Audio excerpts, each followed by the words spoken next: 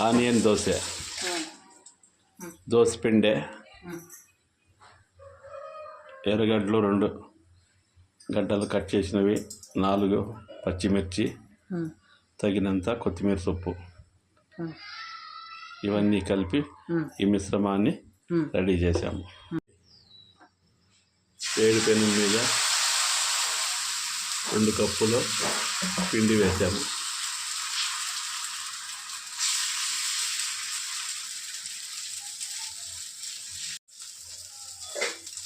ఒకవైపు బాగా కాలిన తర్వాత రెండో వైపుకు తిప్పుకోవాలి.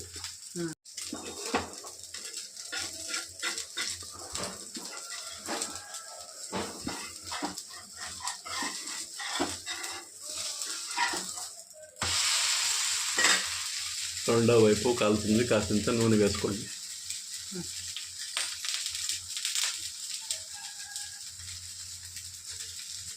Onion dosa ready. Onion dosa, dosa పిండి,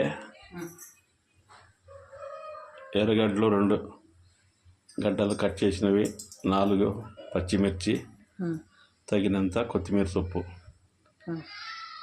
ఇవన్నీ కలిపి ఈ మిశ్రమాన్ని రెడీ చేసాము.